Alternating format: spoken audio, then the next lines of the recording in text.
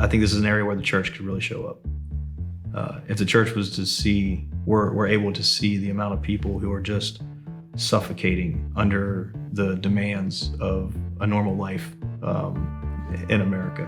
And we were able to kind of welcome that and enter into that with empathy and respect and try to restore that person with hope that the gospel brings. I think that looks a whole lot more like justice than handcuffing someone and just hoping for the best.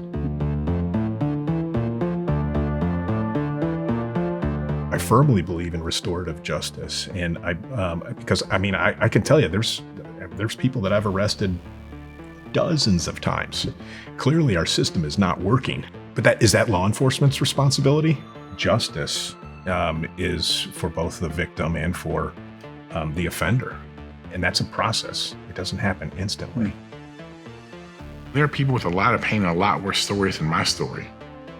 And I tell people you need to know their story, you need to lean into their story. So when you get the knowledge of their story, you can begin to feel.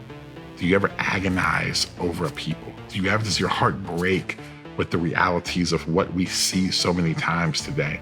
See, we don't feel pain anymore. We've lost the ability to lament. We don't do it.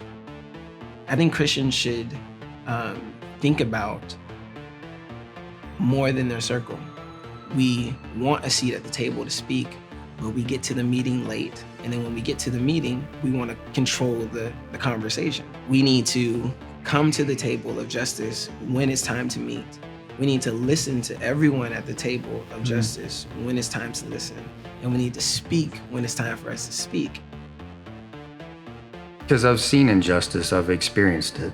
I've been in situations where I could exact justice, I had more power, I had more leverage. And to know that you have power and leverage, but you could have to give up a piece of it for the greater good or for your family or for the church or for society. Ultimately, I think we're gonna have to ask ourselves that question, not how the other side's wrong, but what piece can we give up to bring us back together?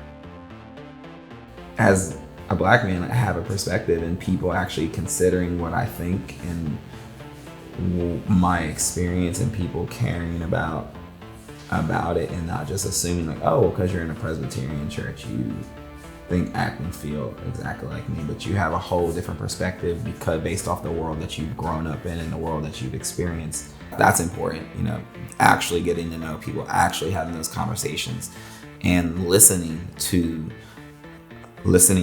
hear versus listening to respond.